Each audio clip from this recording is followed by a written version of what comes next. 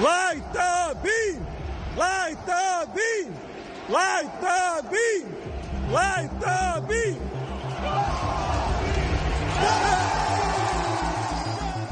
Oh, light the beam indeed. Light the beam and bear with me because holy hell, I am a bit discombobulated right now. Welcome into the Monday night live edition of the Sports Cave.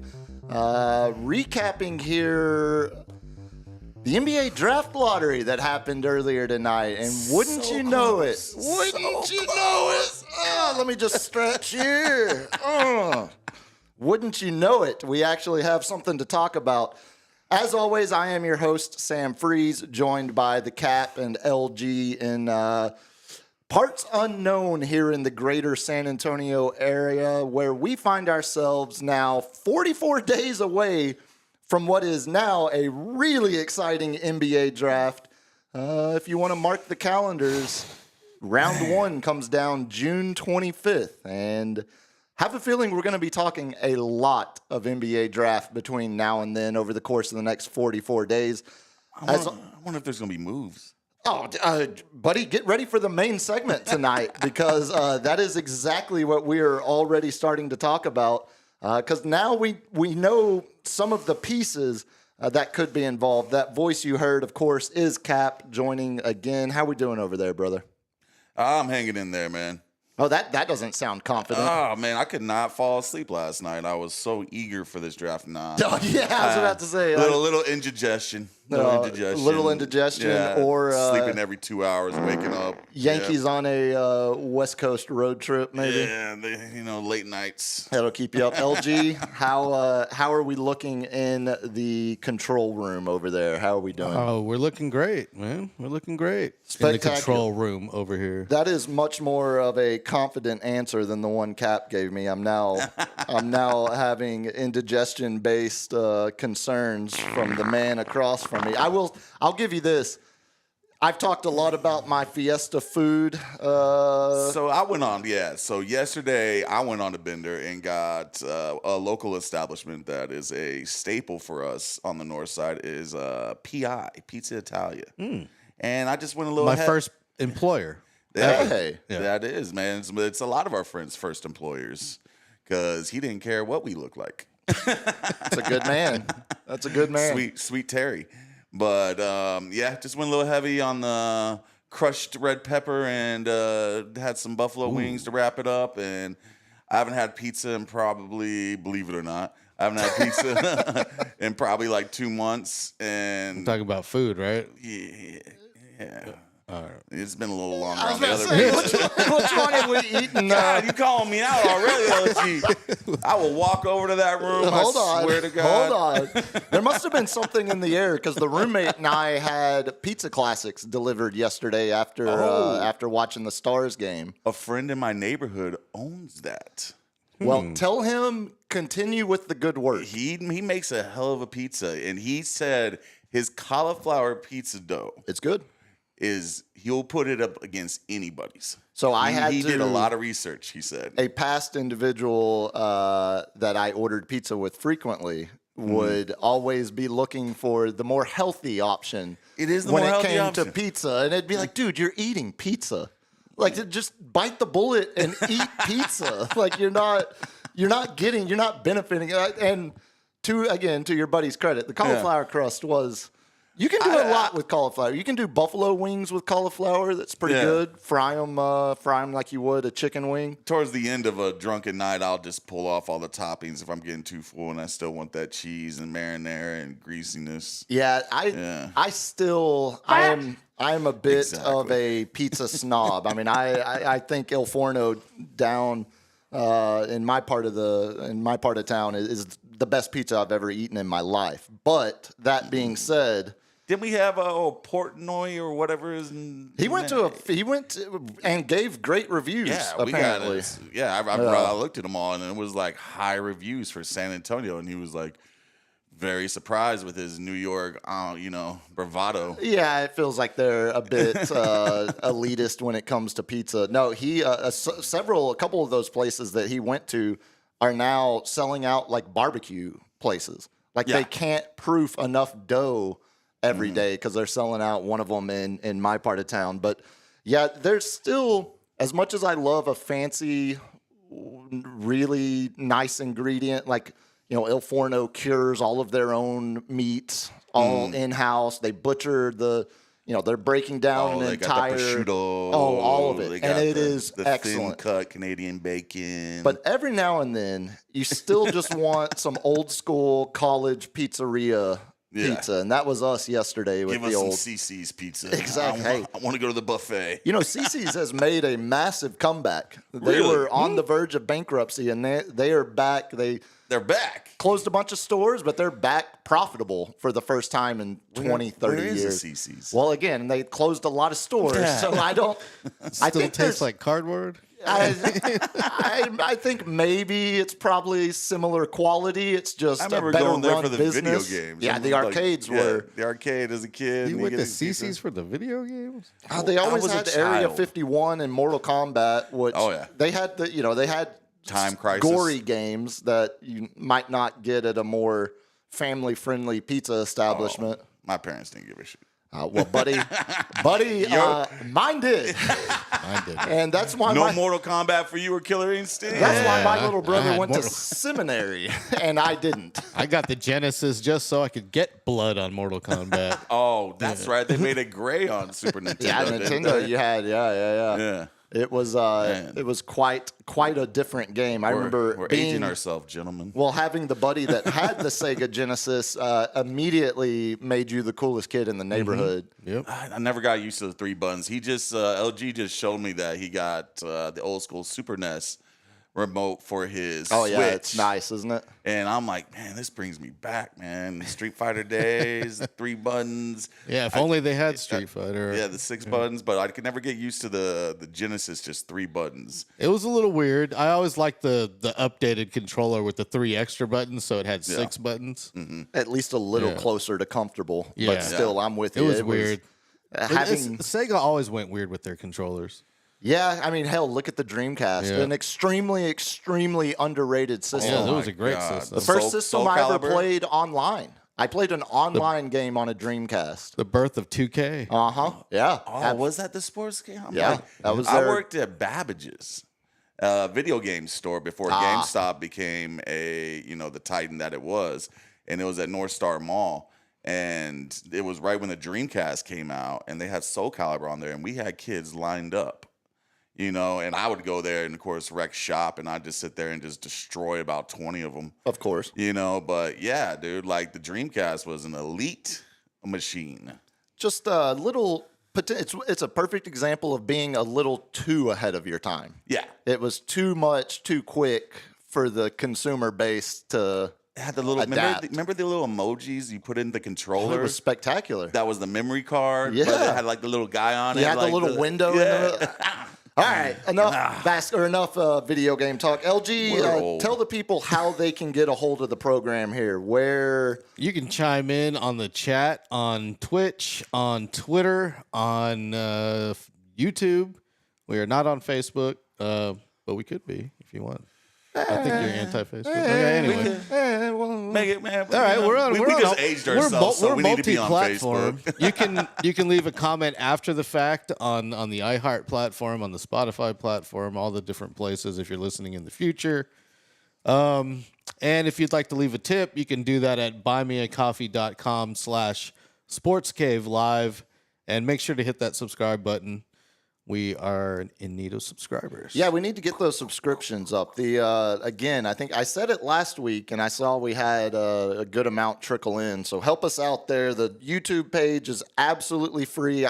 I know a lot of y'all still just listen to the audio versions of this show because you boys would be happy to know those numbers are They're up. looking pretty good. like Looking pretty good.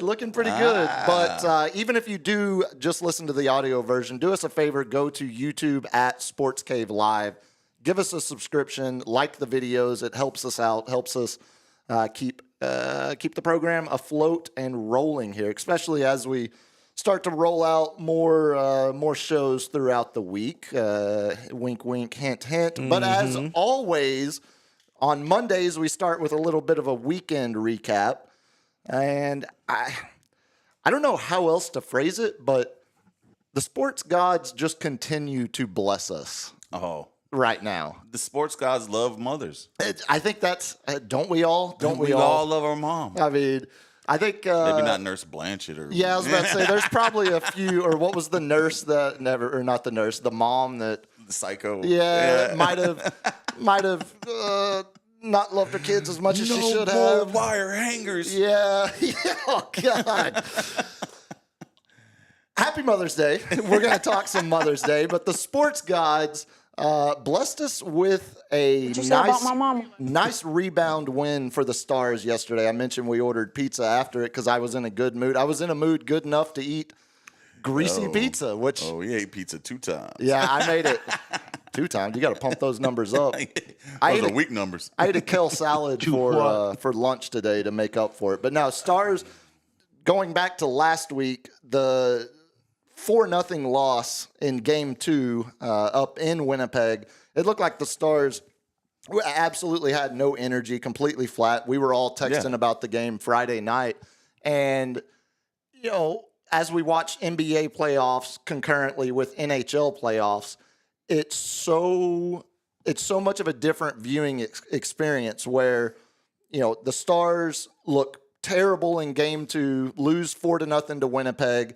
And if that was an NBA series, like right now, like the way the Cavs looked against the Pacers in blowout. What was that, 60 points or something? They got down to, it was only 20 at the end. But, yeah, I mean, it was over 40 most of the game. Yeah. And so you watch that series and you think, oh, well, you know, Indiana clearly looks like they're the team that's going to win the series.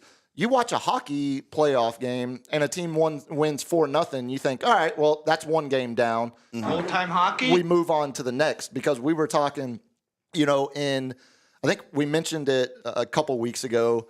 In the NBA, when a team is up 3-1 in a series, it's basically over. It's basically over. They went and basically it's like a 94.5%, 95% win rate for the team that's up 3-1. Hockey, it's about 2/3 of that. It's somewhere in the 60s. I think it's like 60, 68, somewhere around there. So they were the only sport to let a 03 team go back until some year in 2004. I don't remember. Well, we almost saw it. I don't remember what series last that year was for baseball. That was 04. Because I watched that in a student center at McMurray University when the Red Sox stole bases and came back from down 0-3. But Never happened. Almost saw it last year in the Stanley Cup Finals. Florida goes up 3-0, and then Edmonton chips back, wins the next 3, and then Florida ends up winning Game 7. So hockey it's wheels off, man. It's Florida's wild up ass. too right now. Florida's doing well again. They're Marchment had the overtime game winner over the weekend. But on the heels of that 4-0 loss, yesterday, Stars come back with a resounding 5-2 victory over the Jets. Game 3, back in Dallas. I don't know how y'all feel. I absolutely hate matinee playoff games of any sport. I don't like baseball day games in the playoffs. Even on weekends? You don't like matinees on weekends? Not so much, man, because I want all day. It's got to start like at 3:30. I want 3:30 is better than the 1 o'clock tip off or first pitch or any of that. That's terrible. And I know well, baseball is give kind of me like hell. I'm not an early morning guy, so 1 o'clock in the afternoon, I'm not ready for a playoff game yet. 3:30, I'm still kind of gearing up, building the hype for it. That's still a little early for me. And that was Stars yesterday afternoon, 3:30, 3:45. Surprisingly enough, I got up and watched the Barcelona and Real Madrid game, which that was one of those another great game, another great week. That in the lightning round because we got to talk about Barca's continued dominance there. It's getting really hard to state how well Mikko Rantanen is playing. I mean, you can do it through obviously, if you don't know the whole story of Rantanen, we've talked about him a little bit in the last series when he wins the series for the Stars with a hat trick over Colorado. Now he's after yesterday's game, He extended his streak, his NHL record streak for most goals or consecutive goals or assists. So the way they phrase it is he's contributed to 13 straight goals. He's either scored it or he's been the assist guy. So he's above Gretzky and Ovechkin. Above all of them, above Lemieux, above anyone that's ever. So the record before was 9. 9? 9. So he shattered it. He shattered it. And it was 12 going into yesterday's game. He extends it to 13, but then a goal in the middle of the game ended the streak. He didn't score. So he didn't. 13's the number. 13's the new record, but he went on to have 2 more assists. So at one point, he had scored or assisted on 15 of the Stars' last 16 playoff goals. That's ridiculous. Just insane. And I mentioned for those of y'all that might not be as locked into Stars hockey or back what happened during the regular season of the NHL, Rantanen was the Colorado Avalanche's number 2 guy offensively. They had Nathan MacKinnon, second best hockey player on earth, behind McDavid, McJesus. They had Kel McCarr. Is that really his last name? It's what the Canadians believe. I said, I only tune in for the playoffs. So Connor McDavid is absolutely the guy, the stud.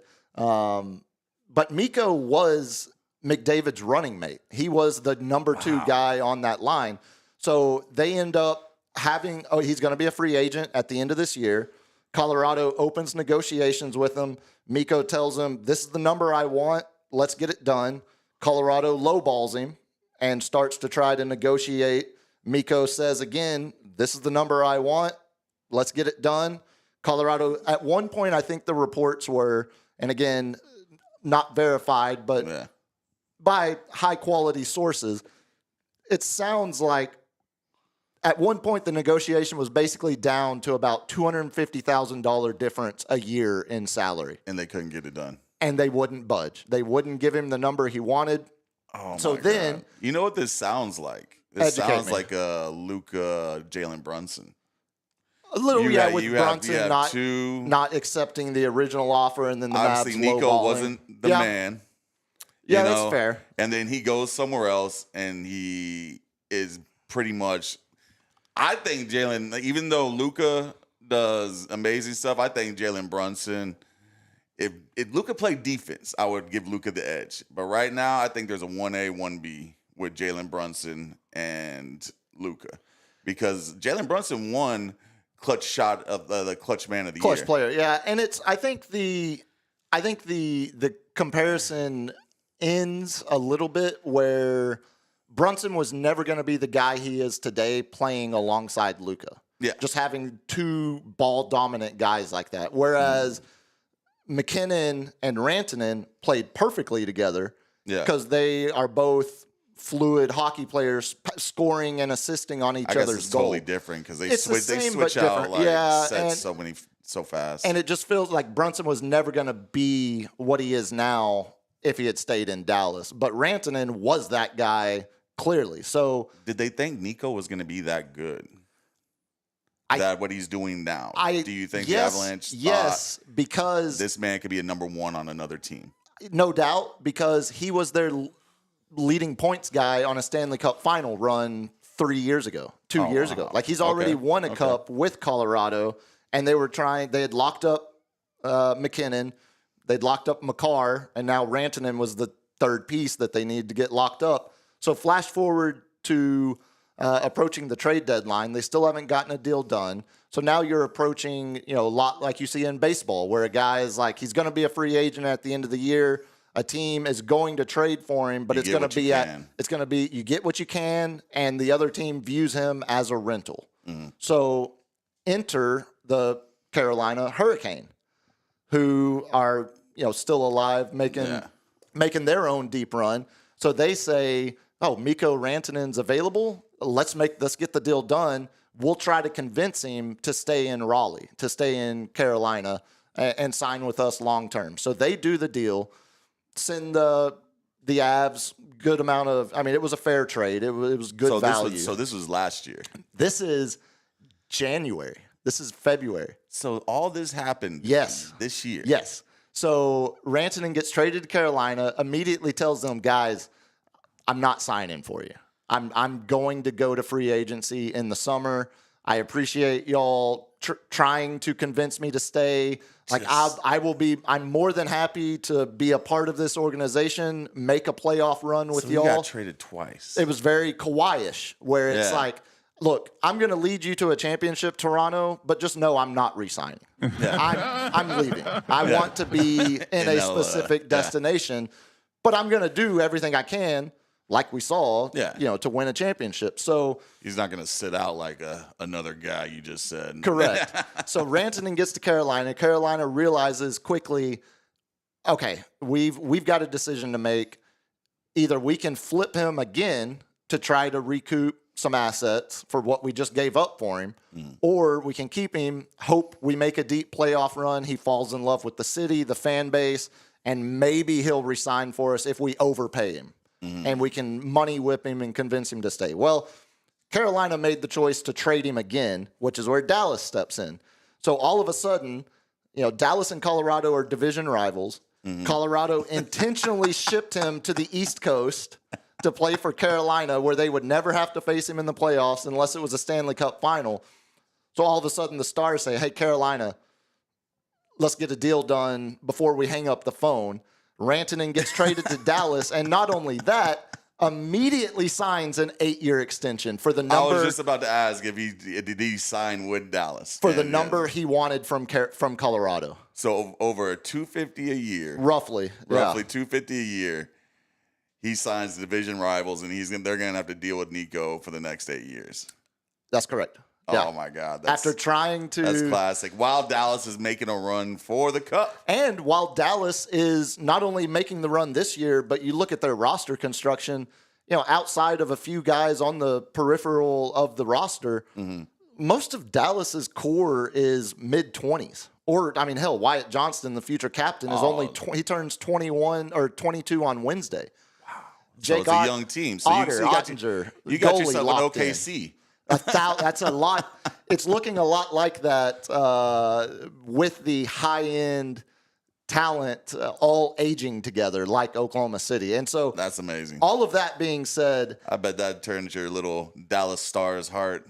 I will say this. A little Grinch style. It just grows a little bit. It just grows. It's ironic. I'm wearing a Mavs warm-up pullover today. This, I swear to you, this isn't because... You had to dig that out the closet. This has Mother's Day connections that we'll get to in a minute. Okay. This wasn't even because of the draft lottery, but now, it just... I thought you pulled that out the bottom of the closet when Luka got traded, and it's been sitting there ever since. No, it just so happened to work out. It now has multiple points of importance. Out. But yeah, thinking back to on average, normally, like you love baseball.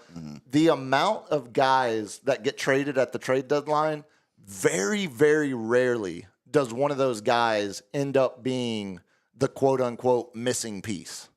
Like you get a lot of guys like bullpen arms in baseball. Like, it's helping the bullpen, but very rarely does a star closer get traded, and all of a sudden he's locked down. We gave Chapman up to Chicago. And they got their chip. I think the best example I could think of was when we got Gleyber Torres. When the Astros got Randy Johnson.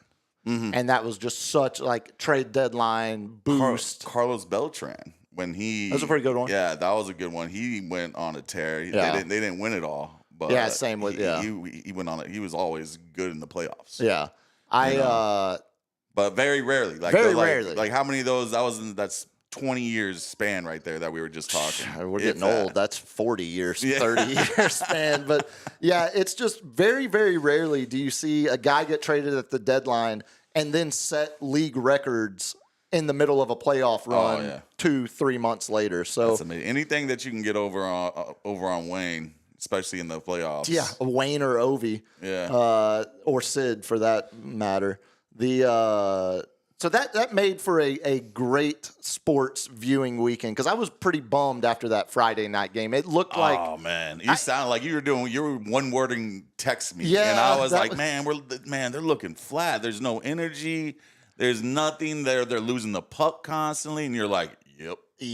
That's about how I felt watching it. You know, there wasn't there weren't a whole lot of signs that this team was going to turn around and put 5 on them the next game. And then they played. It was a completely different team yesterday. 1,000%. It was amazing. I was like, dude, like it's 2-2 in the second. And then all of a sudden they just poured it on, and they just nonstop pressured them. So nonstop. All of a sudden it was 2-2, like you said. Yeah. And then Petrovic, a guy that has connections to, well, hell, Rantanen actually has connections to San Antonio as well. Rantanen played on the SA Rampage back in the day when he was coming up through the AHL. That's an old cut. A big time old cut. And Petrovic and Rantanen actually played with each other on the San Antonio Rampage back then. And Petrovic is the guy that yesterday kicked the puck to score the 3rd goal of the game. And normally you can't kick a puck in, but after a 9-minute long review. That was a long review. So you want to know how long it was? If you notice, go back and watch the broadcast. The in-arena DJ up there, the review's taking place. He's playing the they have bits, you know. Yeah. He's playing the normal music he plays during a review. That plays. It's going to be 3, 4, 5 minutes. That's tops. Yeah. 3 minutes tops. Because normally, so hockey has a centralized replay center in Toronto. Okay. So the kind of like officials, New York at basketball. 1,000%. Yeah. The officials have no input at all. The officials on the ice have zero input in the replay. It all goes through the league. So the league is reviewing the tape, and then they tell the officials, right? So normally, like a 3-minute replay in hockey is forever long. That hardly ever happens. Yesterday's replay went so long, the DJ plays his normal song, and then he just starts playing Freebird from the beginning. And for the next... He's like, this is about a 9-minute long song. It can't go longer than that. The next 6 minutes, 6.5 minutes, is just the entirety of Freebird. Finally, you're in the solo. You're in the guitar solo part. That's 1,000% what happened. Right in the middle of, also a guitar solo that was written by a Californian. Not many. Yeah, that's I learned that from the California, from the Skinner documentary. They're right in the middle of the guitar solo by the time they make the announcement. So it's literally. I think altogether how did it they was justify? Did they just say it was a deflection? So they said yes, he kicked the puck. Yeah. Which, if it had gone straight into the net, would have been a disallowed goal. But Hellebuck, the Jets goalie, hits the puck with his stick as it's flying towards him. Petrovic kicks it towards the goalie. The goalie sees it coming, hits it with his stick, and it off of his stick, it went into the net. So they had to go deep in the rule booklet on this one. And that's what took so long, because I think they were, first of all, is it a kick or isn't it? Yeah. Okay, we've decided that's a kick. So now, did Hellebuck knock it in himself while making a play on the puck? And you mentioned after the 9-minute delay, they allow the goal. It's now 3-2 Stars, and then less than 30 seconds later, Rantanen scores. Imagine that, and not it's 4-2. Imagine that not being in Dallas after a 9-minute review, and it goes Dallas's way. Yeah, no, I know. And you've got an afternoon crowd. And credit to the Stars fans, man. Stars fans are. If you've never watched a Stars game, I first of all highly suggest jumping in now. But if you've never been to a Stars game in that arena, it is. It's just awesome. It's people that if you're a hockey fan in North Texas, you love the sport. Yeah. Like, you're not getting casuals or randoms that much. Like, you're going to end up sitting next to some middle-aged broad next to you that knows the opposing team better than you do. She's giving you scouting reports, and you're like, I just met you 5 minutes ago. So like, you're not getting those people just being there and they're on their phone the whole time. You're getting fans. But you get yelled at if you're on your phone at certain sections. Yeah, no, it's great. It's people that actually care. I told some girls, I was like, maybe care a little too much. I was like, I will never invite you back if I'm sitting here talking with you, being like, oh, did you see that play? And you're on your phone. No, you're not getting a ticket.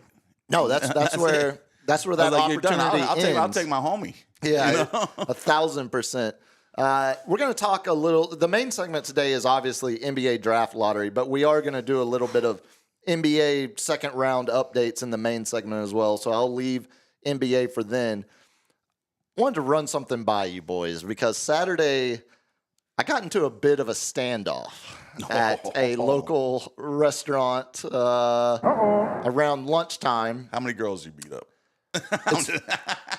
It's funny you say that. Oh, it was a girl. It wasn't just a girl. It was a group of.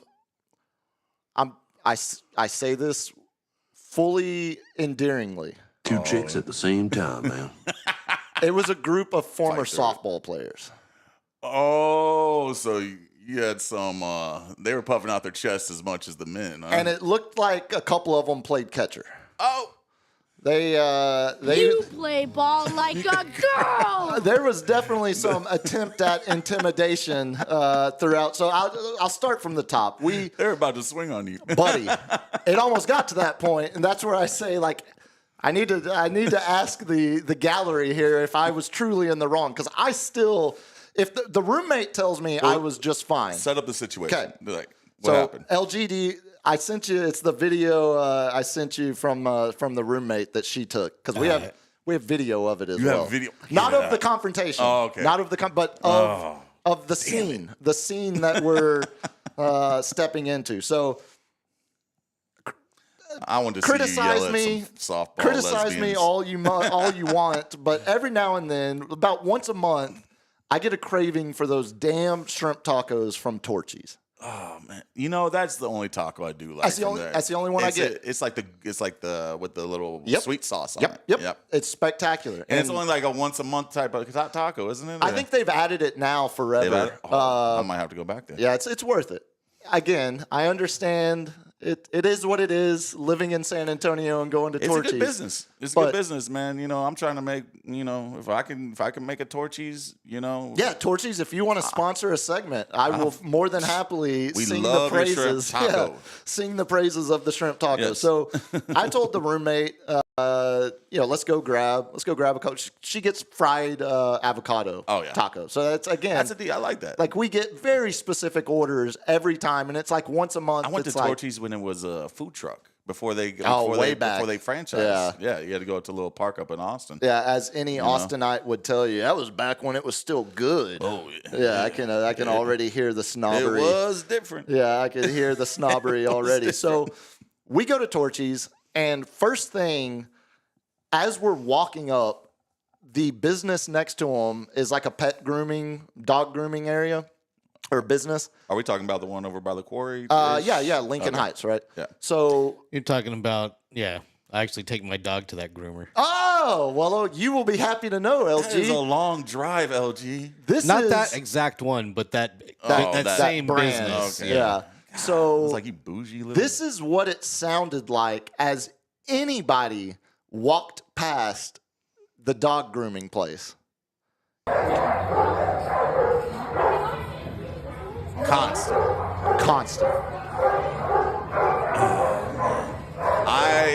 Oh my god. So And you trying to watch sports? again, I am a dog lover, man. Like when I see a dog in public, like I've told the story where it's the only real friends that I've got. Well, I know. besides you two. I But was like, man, I've stopped and an Akita. I just got an Akita, and this one had one that looked like Hachi, and it's this old Asian neighbor of mine in the neighborhood. Like I've never met him. He doesn't speak any English. I literally stop the truck, pull over, start running at this man, and this guy's eyes go wide open. I'm like, "Can I pet your dog?" Oh, I start squishing his face, and I'm like, I get so happy. Yeah, I get so happy. and as do I normally. But I'm And not watching sports. it made me happy to see. So the reason all of the barking was there is because they were doing an adoption event. Oh yeah. So it's great. Hey, But the problem is they have like 7 dogs out there, each in its own individual cage, that all are at different levels of friendly. Oh, you got the aggressive dog. You got some aggressive ones, right? Which I also love to see because they need homes too. They need to be adopted. They'll warm up. They warm up. Anytime anyone walks by, you get that. Yeah. And you mentioned, like, yes, I was watching sports, but it wasn't like we went there specifically for it. So Yeah. I'm fighting through it. You went there for the tacos, Yeah. torchies. Okay, who Exactly. brought the dog? I'm fighting through it, but the roommate recorded that video so we would have evidence because it was Yeah. absurd. It was That's- like that nonstop the entire time we're there, right? So Saturday afternoon, you know, it's as golfers like to say, it's moving day at the truest. Yeah. So because my options were golf, college baseball, and it was like Oklahoma versus somebody. And then they just had like Chive TV. Like those were the three TVs I had available. So we walk in, I assess my options. I choose, all right, we're going to sit specifically in front of the TV that has golf on, right? Yeah.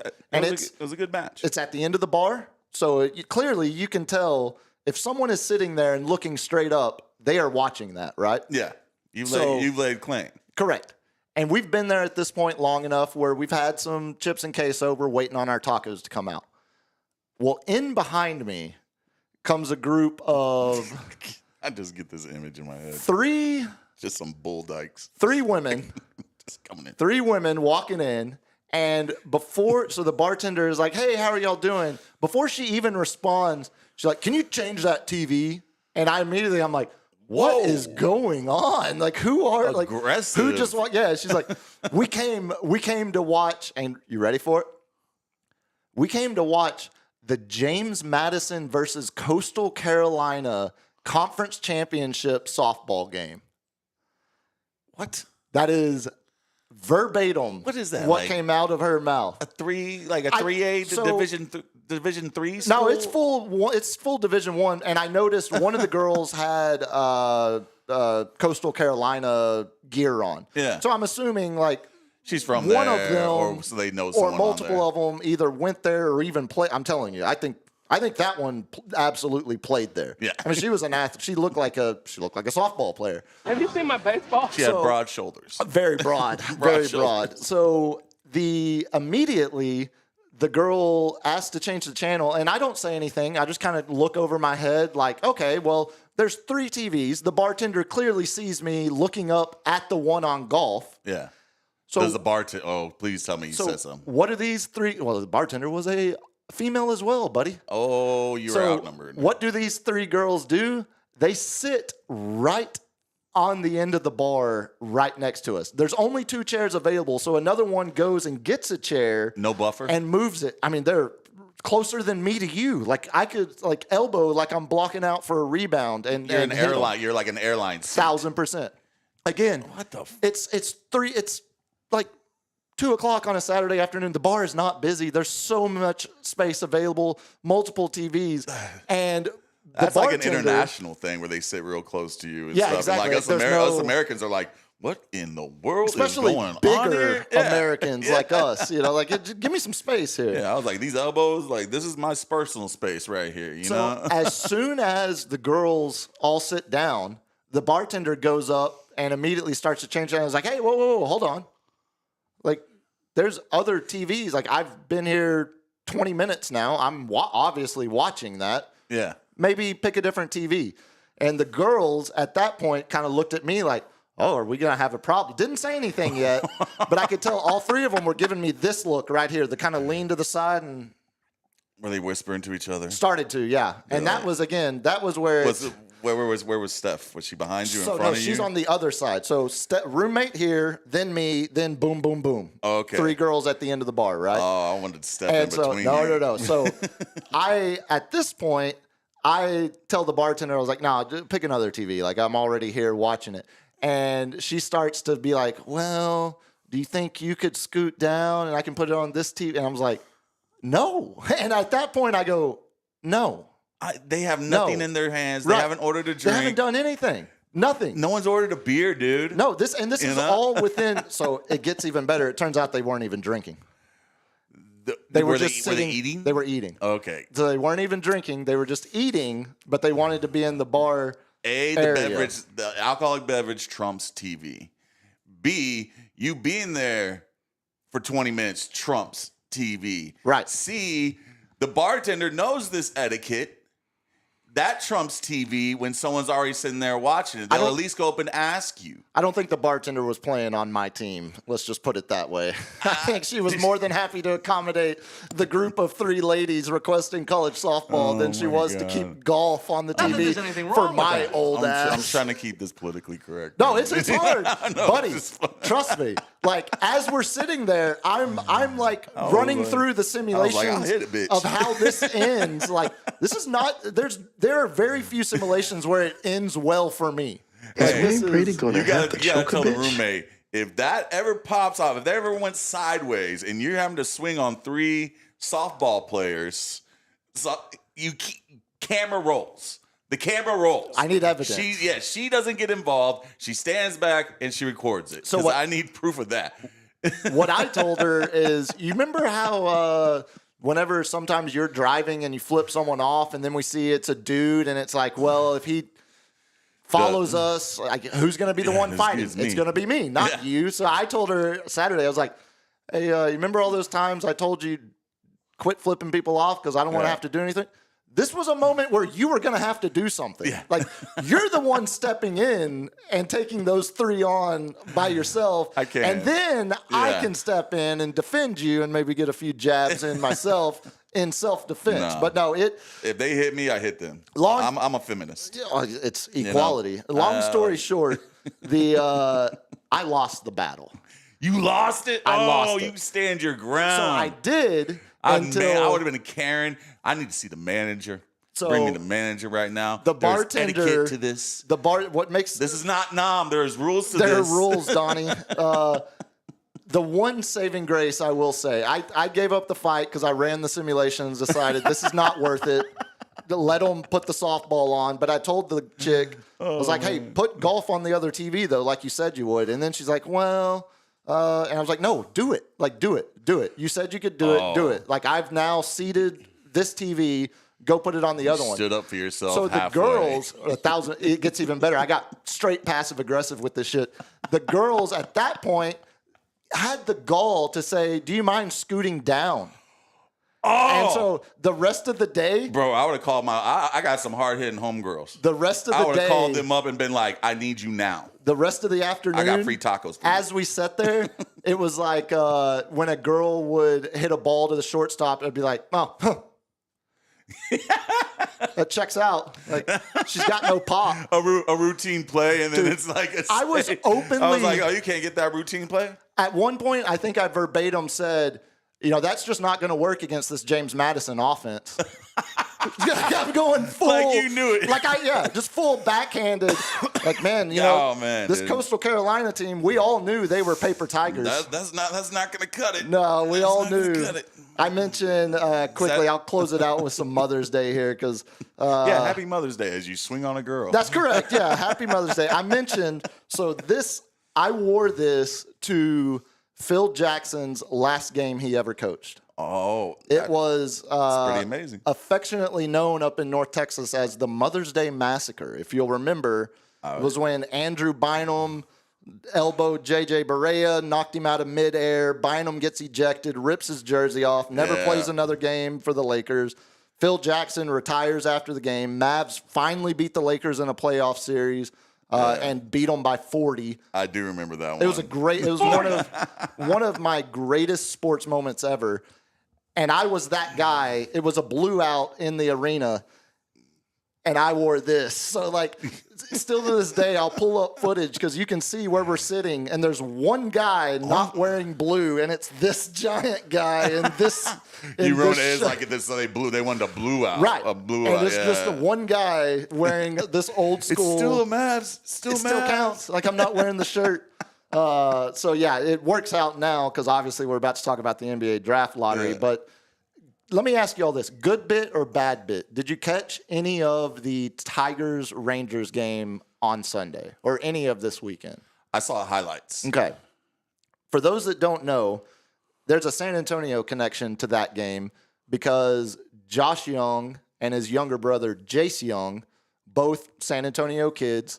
Both played at Texas Tech, and now are both in the major leagues. Both played third base over the weekend.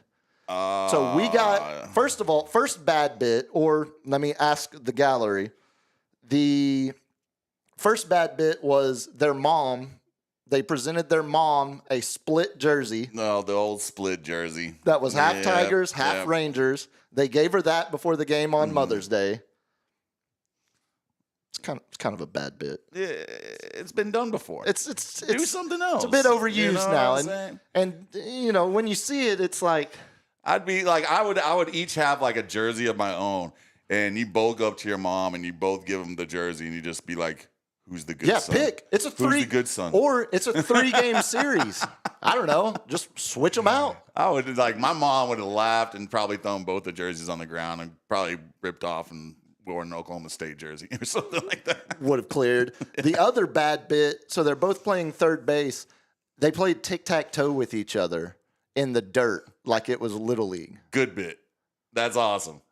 I love it. I like that bit better than the split jersey. I bet if the Rangers won, you'd like that bit. Well, we won the series. You did win the series. We did. Yeah. Man, Tigers, they're better. They are. I don't think they can sustain. No, they have the pitching staff, but yeah, but they're one game.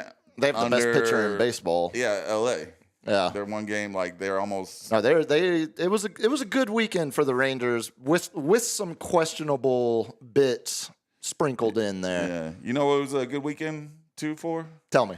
The Yankees. There it is. Hit it with me, man. I have a Yankees fun fact for you too. Go. So we won the series against the Padres, who were hot. They had the number 1 bullpen in the league. We had the number 2 bullpen in the league. And we gave up. Once again, we cannot find a closer to save our lives. We brought in the Brewers closer, who was probably one of the best closers in the game. But now he's turned into the setup guy. And we have Weaver, who is supposed to be our closer. He ended up blowing the save for us once again. But that would have made a sweep.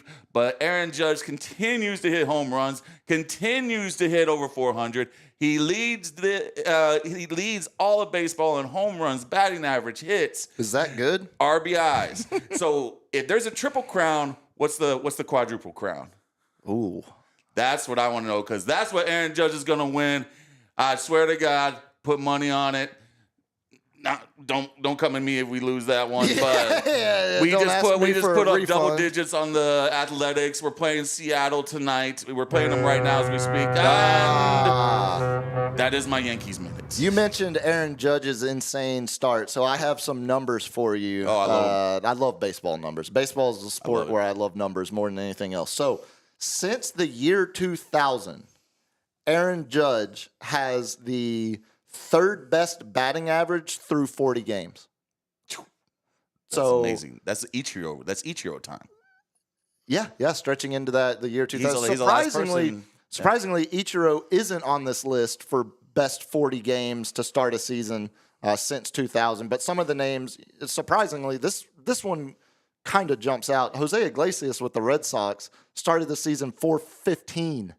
Through his first 40 games in 2013. Mm-hmm. And then the rest of the names are exactly who you would expect.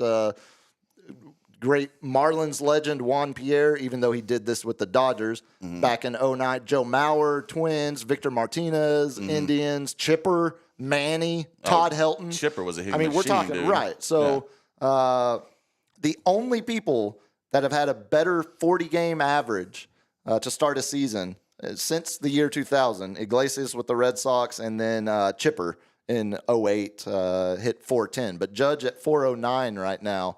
Just an insane. You shouldn't be insane. You dude. shouldn't be that big, that powerful, and still that good of a contact. He just knows how. He hits it so hard. The ones that go infield grounders, they can't catch up to him.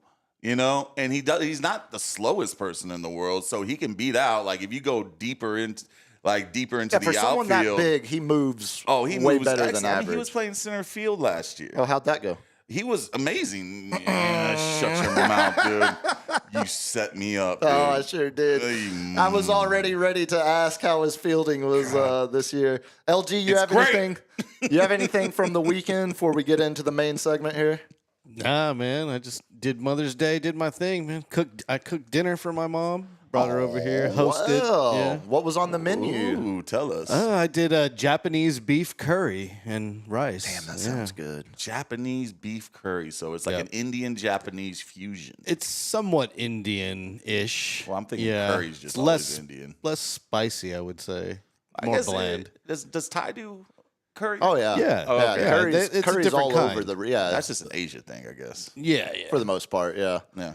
No, it was good. It was good. We had a good time. Where's my plate? And we got some. We Where's had my some. plate? We had some ube cake. Oh, or ubi cake. Yeah, ube. Yeah, Yeah. that stuff's Never had it. good. Dude, I got some in the fridge if you want to try it. We should. You should good. try some I'm gonna get afterwards. some. Yeah, it's It's delicious. really Wait good. a minute. You're out of it. It wasn't in the fridge. You must have gone in there before the show. Well, then you ate it and you I'm didn't playing. even realize it. I'm playing. All right. Well, we've almost gone an hour here already. Let's get into the main segment. So close. What an insane draft lottery. What? Your stupid team had 1.9% chance. They had 100% chance when the league mandated they trade Luka to the biggest market. You think and they the most cold enveloped glorified- it? Okay. I want to Come talk. on, man. I don't want to spend the whole time talking about how the league is rigged, but let me tell you. Let me just threw him a bone. let's just look at the data, okay? Okay. The year after LeBron left Cleveland, Number one, who won the lottery? Cleveland. And that was Kyrie. The year after the CP3 trade, who won the lottery? When CP3 was traded out of New Orleans, back when they were still the Hornets. That was, but was that Zion? That was AD. AD. That's right. next year, the brow. Yeah. Pelicans, now rebranded as Pelicans, win the lottery. They get AD after they were losing horrible. CP3. Cleveland was horrible. For sure. So was New Orleans. Mavericks were damn near playing. Well, the Cavs won the year after LeBron left. They weren't horrible. That was still like they had just had LeBron all those years. They still like had Kevin Love, right? Yeah, they got. I think they had I think theirs was like a 4 or 5% chance. It wasn't 1.8 like the Mavs, but the Mavs aren't even the lowest. It was still single digits. Yeah, the Mavs aren't even the lowest odds to ever win the lottery. So the year after the AD trade to LA, who wins the lottery? You've already said it. Yeah. Zion to the Pelicans. I see your conspiracy. And now, I see the your year after the conspiracy. Luka trade, the Mavs with a 1.8% chance, a team that has never, ever moved up one time in the draft lottery in their entire existence. So they've always gone where they're going, supposed to go, or below Or it? below. Yep. And you remember the most recent example, the Luka year. Yeah. They were supposed to have a number 2 pick, and they fell to 3. Oh my God. Or I think that was right before the league changed how the odds are weighted. So I'm just hoping Nico's gonna Nico and be the wild card man that he is. And okay, there is not pick Cooper. there is an above 0% chance that Cooper Flag There's never a 1.9% plays for the chance. Mavs. Yeah. There's a 1.9%. There's Very still low percentage. You're telling me there's a chance. Again, like we're not going to get lost in the conspiratorial side of this, but there's a reason people believe the envelope The was cold envelope. frozen for Ewing. Yeah. There's a reason people believe the Spurs have gotten lucky a couple times. The Wimby. The Wemby one specifically. But we have. There's a reason the Pelicans immediately lose massive stars in a small market and win the lottery the next year. But why would they give? Okay, so why would they give the Spurs the second one? The LeBron year, the first time, the Cavs didn't have top 5 picks or top 5 odds in that year to win LeBron. So but he's an Akron kid, and the league said the Cavs are going to win this. Y'all all have to understand. Calm down. They need a We're championship. They need creating a narrative here. Yeah. a Midwest. Something good needs to happen in the Midwest for the NBA. Yeah, well, first time since Jordan in Chicago. But So you're saying the NBA screwed the Spurs out of Cooper Flag? I think I'll buy it. I think if I'll buy you it. want to believe that the NBA told the Mavs, look, part of the Adelsons buying the team, you have to agree to trade Luka to LA, and then in return, we will give you the number 1 pick to get Cooper Flag. And so all parties, we get a marketable star ready to play for the Lakers, be the face of the franchise as soon as LeBron retires. Mavs, it's going to suck to lose Luka, but we'll give you Cooper Flag. You get another generational talent. Everybody wins. The league interest skyrockets. And Dallas is still a big market. It's a huge market. It's a huge top 4 market. So now it's you a got top 3 market. As they say, another. I hate the generational player because Wemby, yes, that's a generational player. Cooper, can I see him playing for 14 years? Yes, but I don't think he's generational. So the different, I'll give you this. When I say generational, I mean someone from his generation that is going to be a Hall of Famer. That is more Nick Celtics updates. When I say generational, I mean out of his generation, he is a Hall of Famer. When we talk about someone like Wemby, that is transcendent. That transcends just being a simple Hall of Famer. That's a LeBron. That's a Magic. That's a Bird. potential top 10 all-time player. Yeah. Not someone that's just the best of his generation, but someone that transcends his generation to climb the all-time ranking. He's transcendent generation. Now, I got to figure out a better word for that. It's a lot of long words jumbled together, and I'm already discombobulated. I'm surprised I got them out. I think if you're talking about the quality of the prospect and comparing Cooper Flag to Wemby, Wemby's the higher quality. Of course. But if you're comparing Cooper Flag to any other player that's been taken first in the last 10 years, no one's close. I mean, Stephen Castle, the Rookie of the Year. But he Chet was Holmgren. Fourth. Yeah, I'm just thinking rookies. Just thinking of guys. Rookies. Yeah. Cooper Flag is the best player to come in and make an impact immediately. I think even more than Wemby's rookie year. He grades out incredibly well. Also, when you remember, he doesn't even turn 18 until December. He reclassified to play at Duke this year. This should have been his senior year of high school. I thought he was like 19. No, he's the youngest. He's, I think, second youngest player available in the draft. And the NBA screwed us out of it. Well, I think enough of the Mavs aspect of it, because for whatever reasons, Cooper Flag is going to be in Dallas. I don't think trading the number 1 pick for Giannis or Devin Booker or anybody like that is going to give you the value of what Cooper Flag potentially could. Just when you think about how young he is. Exactly. So The interesting side of this tonight, though, is the fact that the Spurs jumped all the way up to 2nd overall. And as we think about potential trades, this makes makes everything so much more easier to see happening, because that is true ammunition in a draft that's loaded. So let's go first, because we all know I want to get to the Giannis second, but give me, because you're the college guy, give me the players that we could draft at second that if we kept the pick. Yeah, and if we kept the pick. The interesting one of my thing, favorite guys, McDiddle. Which one? I don't think it's that. I don't know what's that guy's name? Well, there's your favorite might be Con Knipple. Knipple, there he is. Okay. No, Knipple. I would get a Knipple shirt. So the Spurs move all the way up to get the 2nd pick, and then they also have the 14th pick. Knipple probably won't be there at 14, but that would be more realistic than at 2, of course.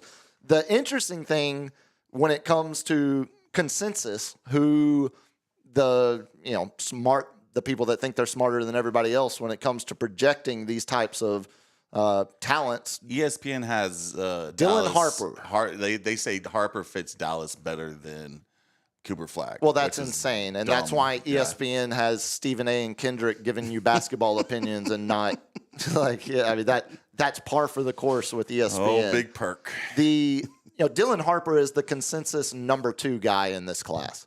Kid from Rutgers, from an NBA pedigree. But the problem, he is a straight shooting guard.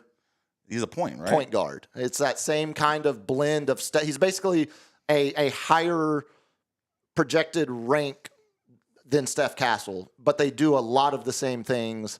I mean, they're not the same player. I'm not comparing them on the court, but positionally and in terms of how you're going.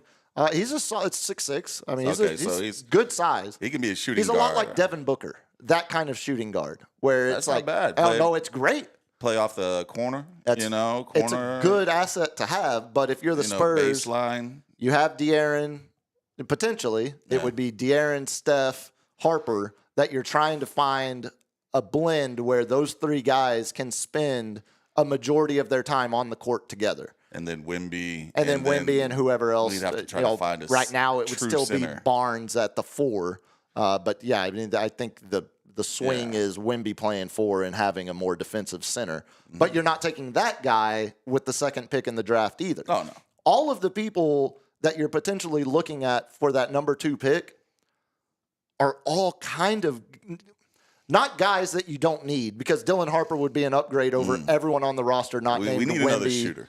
Fox. We need another shooter and ball handler, but we also need a center.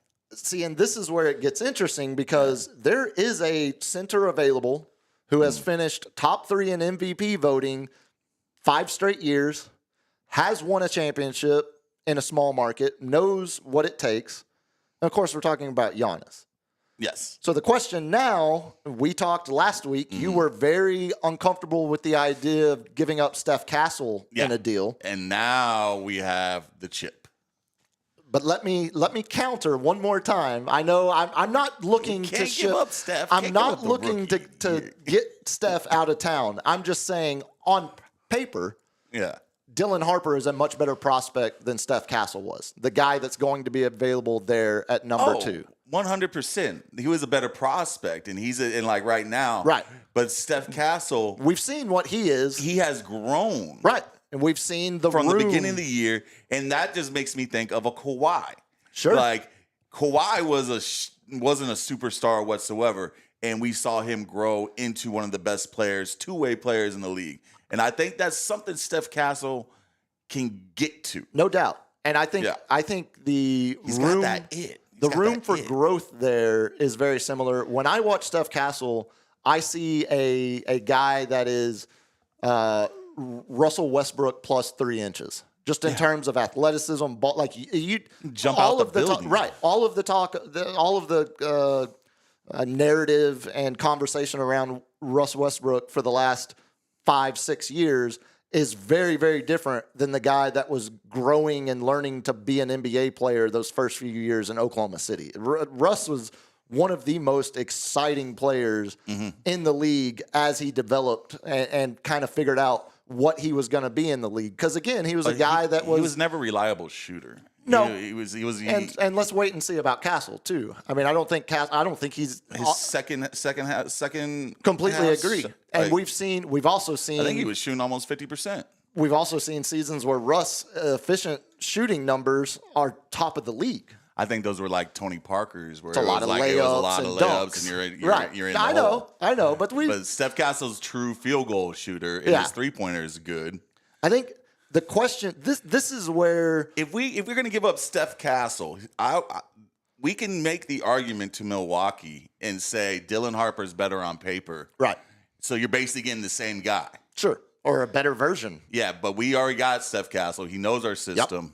So I think we can make that argument. So the interesting thing to me will be exactly what Milwaukee wants.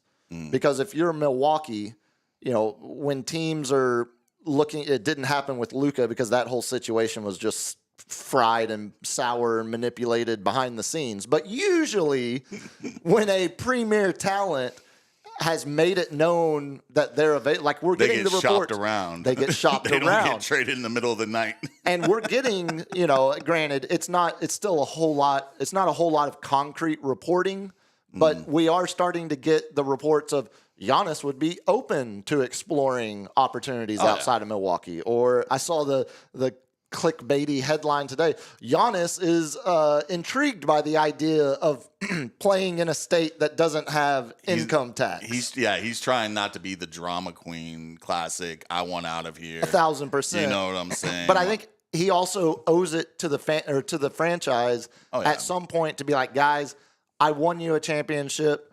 We've reached the end of our road. It's like Get the Cleveland, best like deal LeBron and you Cleveland. can for me. Yeah. Yeah, he's like, come on, y'all. Like, y'all had nothing, Milwaukee. Right.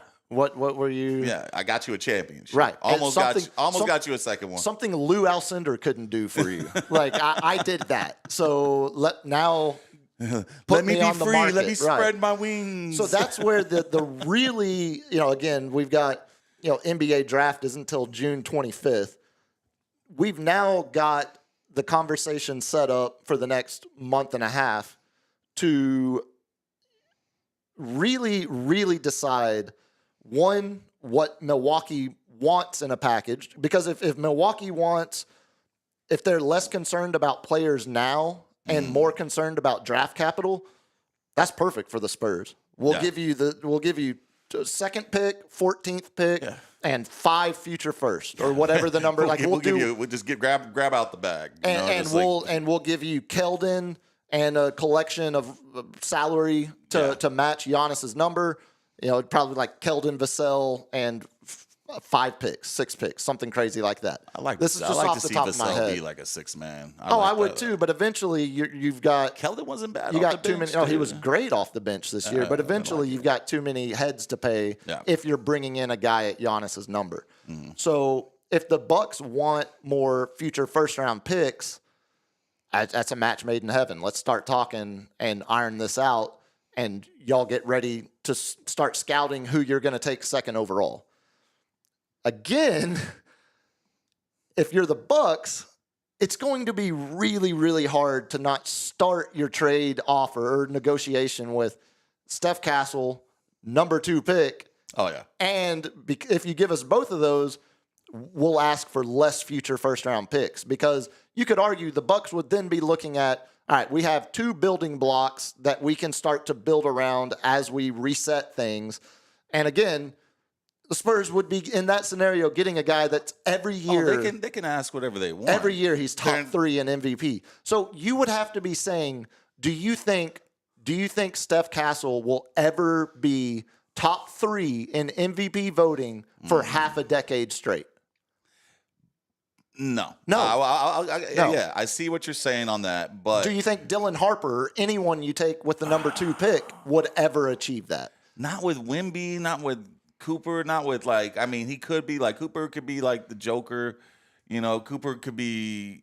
Wemby's going to be up there in the all. He's going to be Giannis. Well, basically. Cooper's not going to be there too. There's no scenario. I'm just saying Oh, MVP. just vote. MVP. MVP. Yeah. But can we agree that Giannis looks like he lost a step? I think he's on the. It's still. He's up there. He's on the athletic He's on the top decline 3 because he's 30. But it's going down. So no, you're not going to get our youngest player and a number 2 pick in this draft. You get Vassell and all those other people, and we'll give you one or the other. Which I still think we shouldn't. We should take Stephen Castle off the board and be like, Dylan Harper's graded a lot better than Stephen Castle. Yeah, no, and I think that would be again. We're absolutely, and we'll give you the 14th. We're absolutely dealing in hypotheticals here. Yeah, you can have the 14th. Hell, we'll take some. Exactly. I think we're going to get, now that the Spurs have this level of ammunition. Mm-hmm. The rumors are only going to intensify, the smoke is only going to grow. The Twin Towers are back. I swear to God, we're going to hear that for the next month. I think at the end of the day, even though Giannis is 30, if you're telling me, especially in a Western Conference outside of Oklahoma City, the rest of the West is wide ass open. Yeah. There's no team, outside of Houston's young core. There's no other team no other team in the West has a young core like OKC or Houston. Yeah, they're all fading out. They're all fading. So we're in this transitional period. So that could be us 3 once again. Oklahoma OKC, City is showing Houston, they might not be they might not have enough playoff experience yet to get past a team like Denver. That was like Thunder last year. That's what Thunder last year against Dallas. Yeah. Who had been in the Western Conference Finals 2 years before that and had started to pay their dues. Thunder still haven't even played in a conference finals yet with this group. So as good as they are on paper, they're still learning how to win in the playoffs. We saw that Houston struggle against the winning pedigree of the Warriors, learning how to win in the playoffs together as a group. That is such a large part of taking that next step as a group of just learning how to win close playoff Minnesota, games. but I don't think I don't think they have a young core. It's just They have Ant. That's it. They have Ant. And then, you know, Randall, Gobert's on the other side of 30. Randall's right there at it. Yeah. So on paper, just looking at Spurs' potential roster construction going into next year, in a Western Conference where you add, let's say you add Dylan Harper at number 2.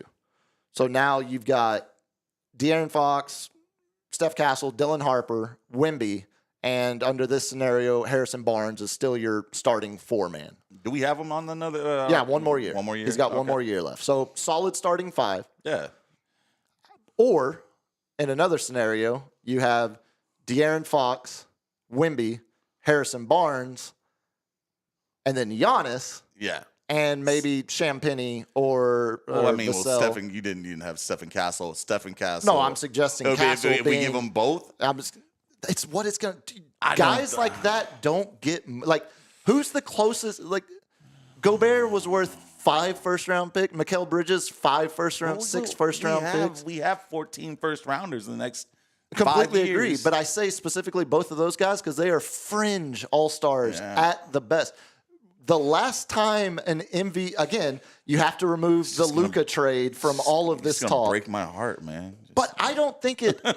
And this is where, like, I'm not sold either way. I'll be completely honest. Like, I just like to talk both scenarios out because usually, without hesitation, I would say if you have the opportunity to trade for a guy that has finished top 3 in MVP voting for the last 5 years, you do not hesitate. Perfect example, the Stars. To get Rantanen from Carolina, they gave up Logan Stankoven, one of their biggest prospects, a dude who was a part of the playoff run last year, was in his second year in the league, which is what Castle would be going into. Stank is going to be a stud for Carolina, but you just got a guy that is potentially a top 3 player in the league. Okay, so the last point I want to make on the MVP voting is Giannis was someone who could carry the Milwaukee Bucks on his back to long playoff runs to a championship.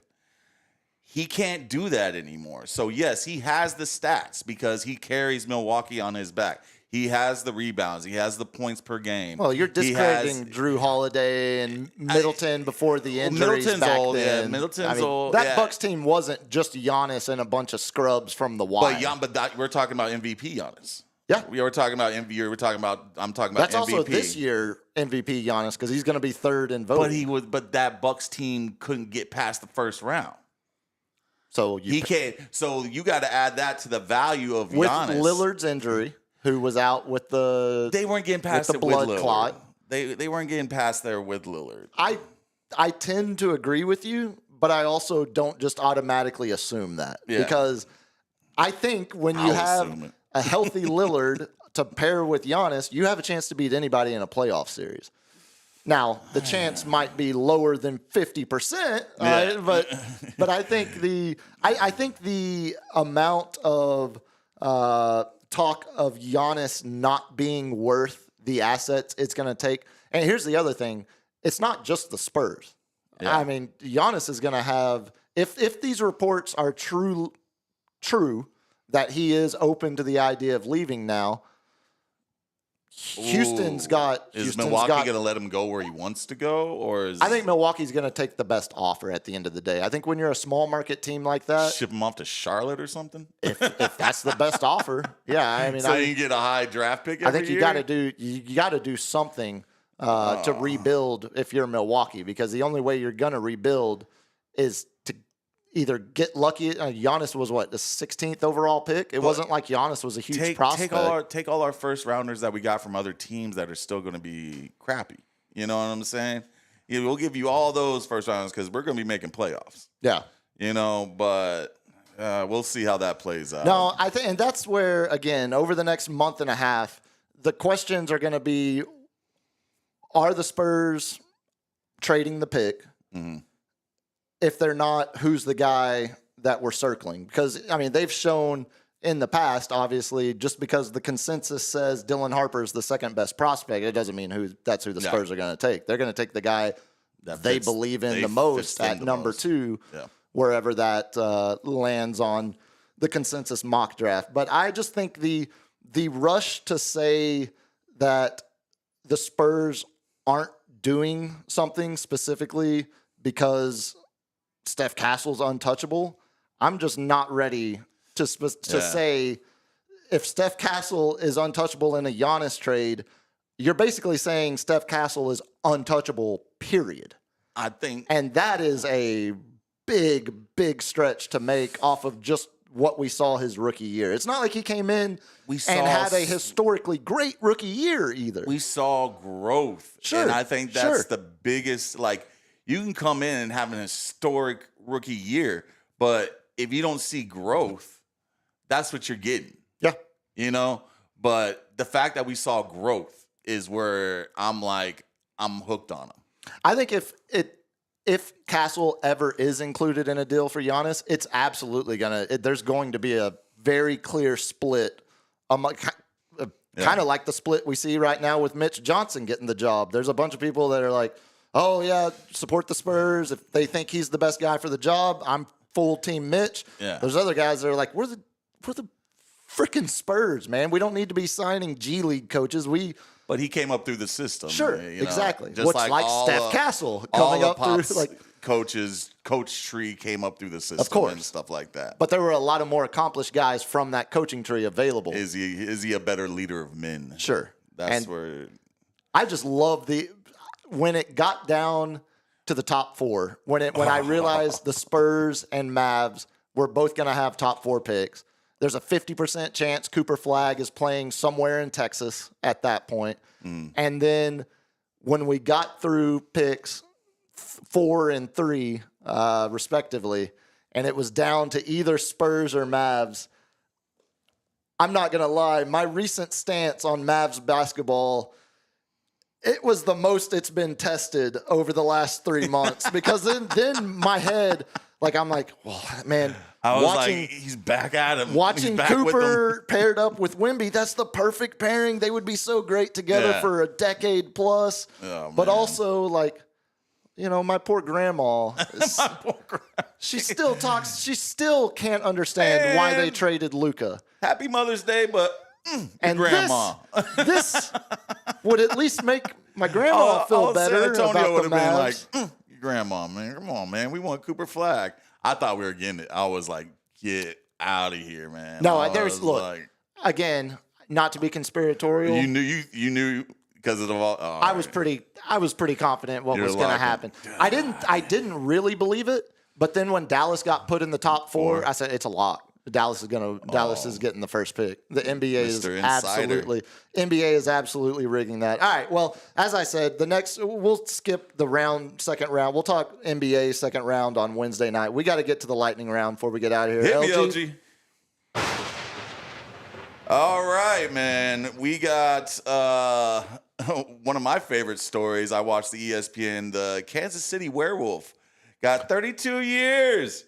For robbing all them places while traveling to watch the Kansas City Chiefs. Kind of a great bit, though. So for those that don't know, this is the Kansas City superfan, the Chiefaholic. Yeah.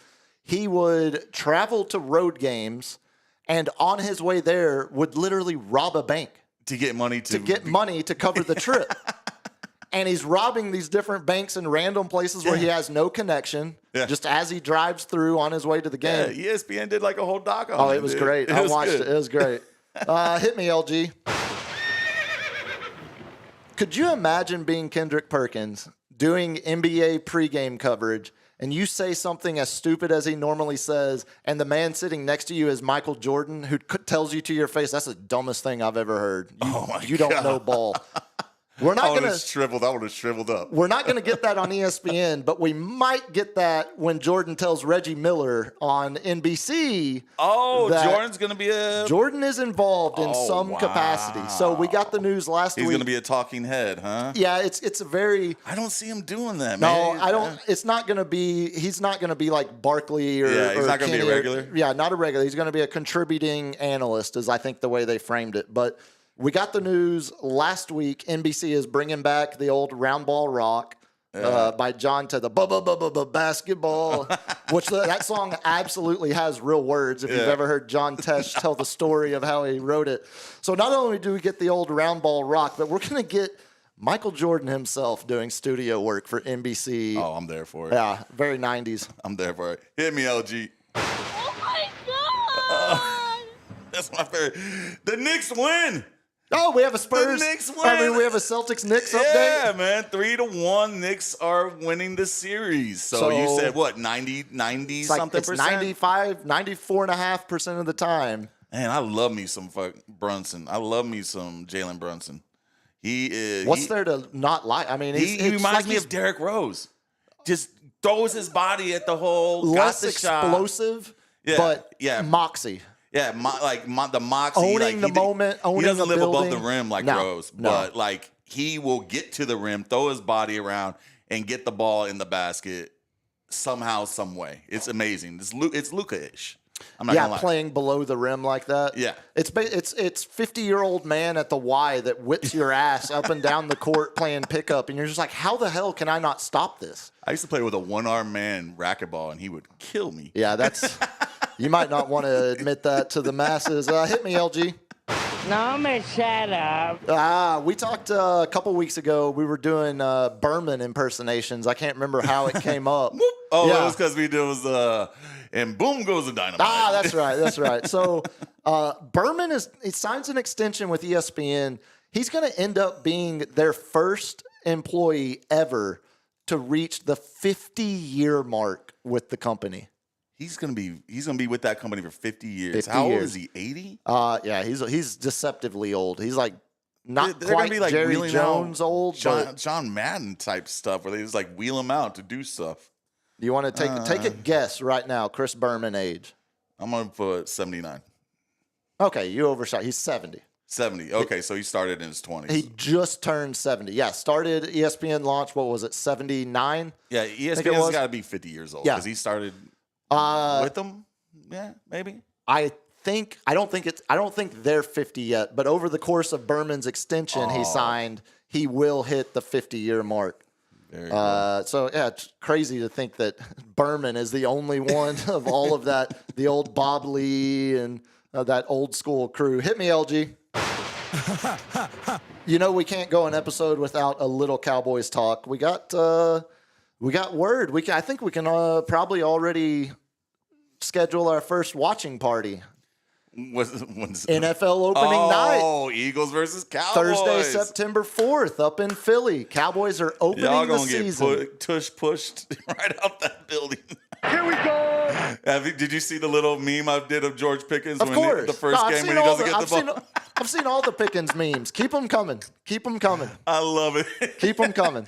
Pittsburgh does have a history of trading players when they're about to wild out, dude. Yeah, but usually they're not 24. Martavius Bryant. Usually they're not Claypool. Well, yeah, he was kind of. Deontay AB, Johnson, AB. Le'Veon Bell. Le'Veon Bell. Yeah, look, hey, don't let me. I'm still riding the high of the. I will the ruin that. Cowboys. I will ruin that. The I touched my mic. Cowboys have I owe set you the a dollar. bar so low that them trading for George Pickens feels like they just did the Emmitt Smith or the Herschel Walker trade Herschel again. Walker, yeah. It feels like it's that monumental. You feel I know that? it's not, but There hasn't been much to feel good about then. real quick, Yes. NFL, the Derek Carr retirement is it just makes that's sad. but it makes the Tyler Shuck draft pick even more questionable. Oh, The man. highest they've taken Did a they know? quarterback. Did they right. know? How much did they know? What were they actually expecting? Did Carr know before the draft? Did he just sharp stick the Saints? He doesn't seem like that type of guy. No, but it also feels like the Saints, if they had maybe fully known that he was going to retire, I think they would have been a lot more interested in trading back into the first round for a potential Jackson Dart. Maybe guys should do something. Well, I think Shador's those he meetings. would have loved Nola. Those meetings sound like they were just god awful. Hit me one more time. The Cleveland Browns and the Sanders family have told the Giants if they release the Shador Sanders interview tape, they will sue them. Was that official, or was that ball sack, or was that I think reference? I think it's true. I think it's true. I think because everybody was talking so much smack against, the Giants, and they're all about their image. They don't want that tape out because, I think they're doing Hard Knocks again, aren't they? Are they? No, I can't remember who the. Now I'm distracted by Celtics Knicks. I think Jason Tatum just ruptured an Achilles or tore an ACL. And let's end on that. Hold on, LG. Give me one more. I got. I'm falling, and I can't get up. We keep promising. I've got a whole idea for people of our age that remember E-Bombs World back in the day. LG can back me up here. You remember E-Bombs World, right? It was like Oh, yeah.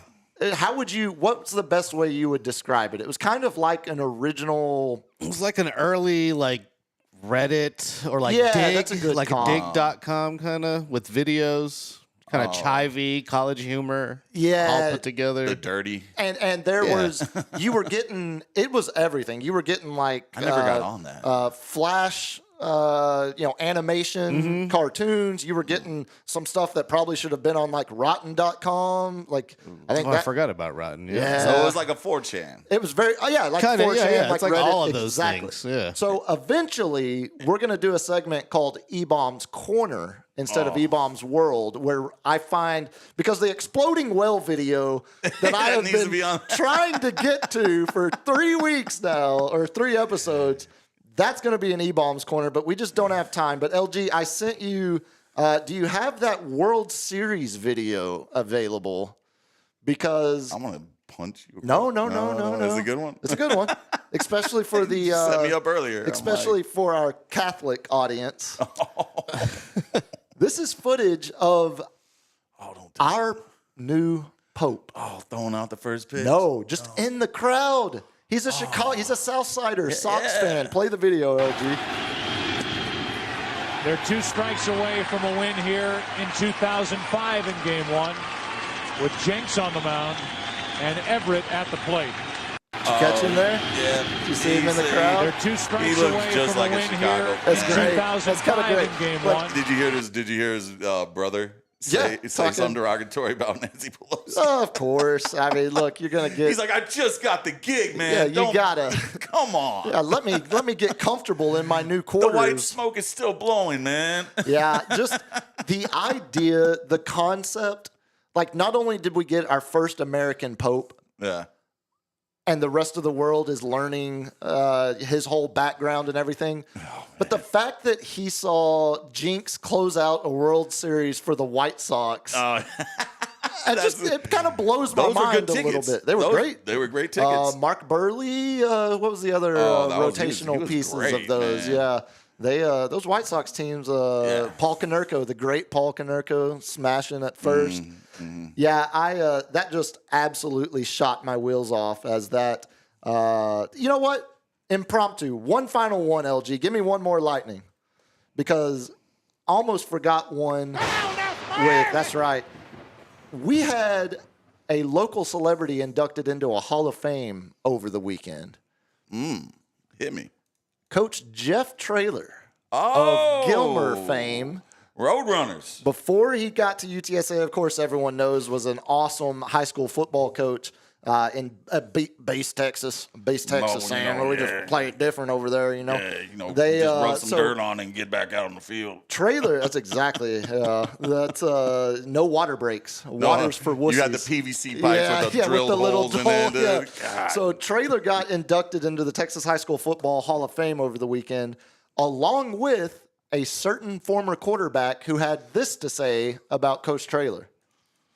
I always had so much respect for Coach Traylor, and not only at Gilmer, but what he's done at UTSA. And one of my buddies I play with at Texas Tech actually is coaching with him at UTSA. So every like he's talking about before every game, we're always in the QB room, and I always make sure I see how UTSA is doing. And when Frank Harris was the quarterback there, and they were lighting up, it was fun to watch.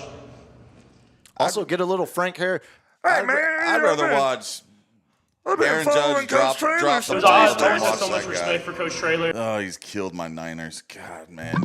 You bring up the man, you're killing me. That's today, a great ender, isn't it? I'm done with and it. on that note, congratulations, Coach Traylor. Congrats, Traylor. Congratulations, Frank You're a Harris. real one. Frank Harris. It's got to be funny. It's got to be weird to be like Pat Mahomes just referenced. Like I didn't apply. Like I was just a stud at UTSA, and Pat Mahomes like, oh yeah, I've been following that guy for years. He's good down there. He built the program. Yeah, LG, get us out of here. We will be back Wednesday. I wonder what his O face sounds like. Stars Jets game 4 tomorrow night. Back in the room on Wednesday. As always, appreciate it, y'all. Be safe. Peace.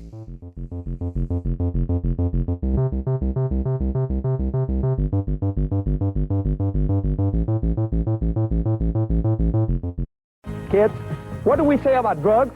Only thugs use drugs. They don't do drugs. Yeah!